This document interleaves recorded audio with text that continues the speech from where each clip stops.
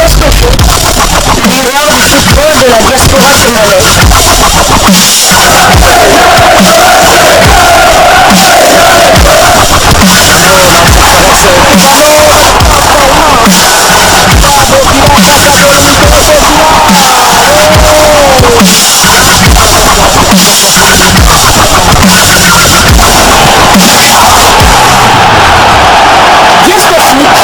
Le miroir du football de la diaspora congolaise. Vous êtes sur Diascofoot, le miroir du football de la diaspora congolaise. Diascofoot vous dit bonjour, tout plaisir est pour nous de vous retrouver, mais surtout de savoir que vous êtes nombreux en train de suivre votre chaîne YouTube dédiée uniquement aux footballeurs de la diaspora congolaise. C'est l'heure de partager avec vous quelques news que nous avons pu récolter pour vous, des news concernant la tanière de léopard de la République démocratique du Congo. En vue du match décisif et qualificatif de léopard A pour la prochaine Coupe d'Afrique des Nations qui va se jouer, vous le savez, du côté de la Côte d'Ivoire à partir du mois de janvier prochain. Le 9 septembre 2023 au stade de Martyr, les léopards vont accueillir les crocodiles du Nil soudanais. La très distinguée première dame a reçu en cadeau un maillot floqué au nom de son mari Fatih Béton. Et en ce moment, le cadeau est l'œuvre du comité de normalisation de la Fédération congolaise de football social que préside Dieudonné Nsambi Nsemelutu. Et bien sûr, après avoir reçu ce cadeau, la première dame n'est pas restée silencieuse et s'est exprimée à travers sa page Facebook officielle en publiant ceci. Ce samedi 9 septembre, nous serons au stade des Martyrs pour encourager le léopard en vue du match final de qualification à la CAN 2023 qui nous opposera au Soudan. Qui vient avec nous? Bien sûr, nous serons là également pour apporter notre soutien à nos fauves qui vont donc disputer ce match plutôt décisif. Je vous rappelle que dans le groupe I, le groupe composé de la République démocratique du Congo, du Gabon, de la Mauritanie ainsi que du Soudan, aucune des 4 équipes n'est qualifiée et donc nous attendrons les 2 résultats à l'issue des 2 rencontres prévues le 9 septembre prochain à la même heure, soit sous le coup de 17h heure de Kinshasa. Les Mourabitoun mauritaniens vont accueillir les Panthères du Gabon, même si le Gabon connaît des tumultes avec cette histoire de coup d'État. On a évincé le président Ali Bongo qui d'ailleurs avait pris part à la rencontre de la 5e journée, qui avait donc certainement assisté à son tout dernier match en tant que président du Gabon, un match des Panthères du Gabon bien évidemment, et c'était une défaite à domicile sur le score de 0-2 contre les léopards qui ont démystifié les Panthères du Gabon alors que ces derniers n'avaient plus perdu à Franceville depuis plus de 10 ans. Alors l'autre rencontre bien sûr va se jouer au stade de Martyr à Kinshasa, une bataille remportée par le chef de l'État à travers le ministre des Sports, une dérogation spéciale qui n'assure pas l'homologation de ce stade puisque les travaux doivent continuer pour atteindre les 100% celles exigées par la Confédération africaine de football. 2 matchs décisifs donc, et pour nous, la République démocratique du Congo, un match nul nous permettra déjà de nous qualifier pour la prochaine édition de la CAN. C'est vrai que même en cas de défaite, on ne sera pas d'office éliminé si dans l'autre rencontre, il n'y a ni vainqueur ni vaincu. Si ça se solde sur un match nul, la RDC sera d'office qualifiée. Mais pour nous mettre à l'abri de toute surprise, il est préférable que le Léopard prenne ce match à bras le corps et qu'on puisse battre les Soudanais, surtout qu'on a une revanche à prendre face à une équipe qui nous avait battu à domicile à Khartoum sur le score de 2-1 lors de la 2e journée des mêmes éliminatoires. Alors, la première dame nous convie à venir apporter notre soutien à nos léopards. Elle sera là, présente au stade en compagnie de son mari, Félix Antoine Tshisekedi Tshilombo, qui avait déjà promis à nos léopards lorsqu'il les avait reçus qu'il serait là présent. C'est pourquoi certainement le ministre des Sports a tout fait pour que la RDC puisse obtenir cette dérogation spéciale. Une bonne chose donc pour les léopards pour ce match, et je ne doute pas un seul instant que Sébastien Desabre va nous prendre cette recette qui nous permettra de remporter ce match.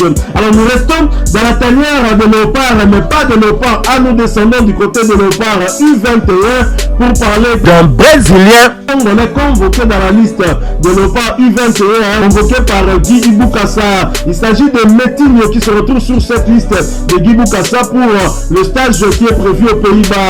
Abemli Meto Silou dit Metignon est convoqué chez les Léopardos pour le stage prévu du 5 au 11 septembre à Rotterdam aux Pays-Bas. Le natif de Matadi dans le Congo central va, s'il accepte l'invitation, honorer sa toute première sélection dans cette catégorie d'âge avec la République démocratique du Congo. Ce qui sera une bonne chose pour cette équipe qui est en construction. Comme d'habitude, à l'occasion des changements intempestifs des staffs techniques formés à Fluminense au Brésil où il a fait toutes ses classes, le jeune attaquant congolais a été prêté cette saison du côté du Sparta Rotterdam, équipe de première division néerlandaise, par la formation de 3 équipes de la première division française qu'il a fait venir en 2021 pour 5 millions d'euros. Il ne s'est pas encore imposé, ce qui nous restera à faire en club pour se faire connaître davantage.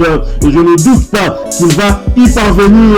Alors, il n'est pas le seul sur cette liste. Il y a bien évidemment d'autres binationaux qui se retrouvent dans cette liste de Guy Boukassa.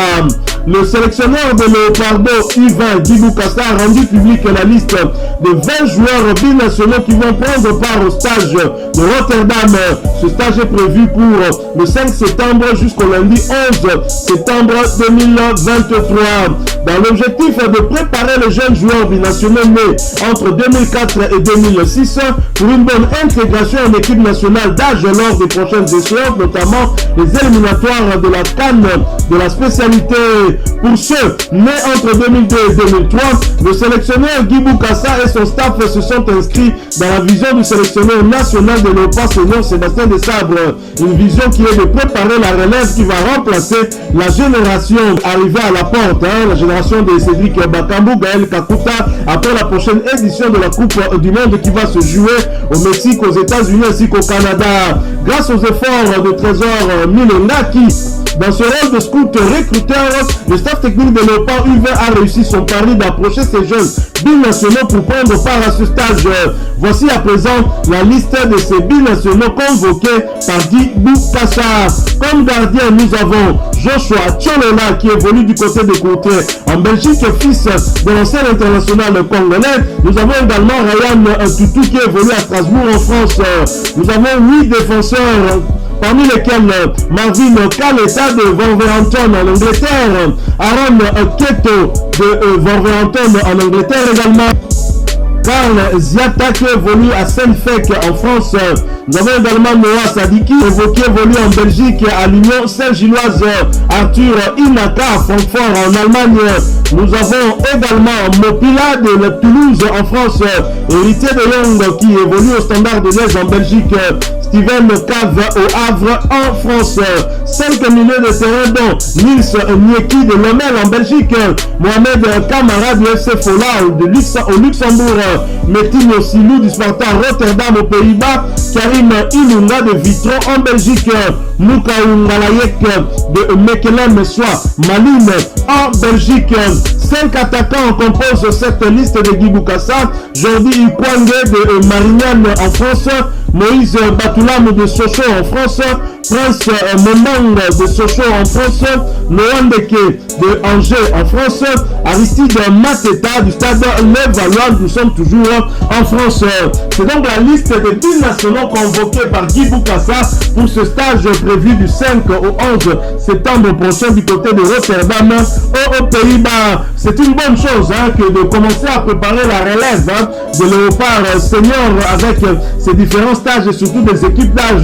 On est en retard par rapport à d'autres nations africaines. J'espère qu'avec la nouvelle dynamique qui arrive d'abord au sein du staff technique de Léopard senior avec le sélectionneur manager Sébastien Desabre, mais également la nouvelle dynamique attendue du côté de la Fédération congolaise de football association, les choses vont devoir changer. Voilà, nous sommes arrivés à la fin de ce sujet. Si vous l'avez aimé, n'hésitez pas à nous laisser un maximum de j'aime.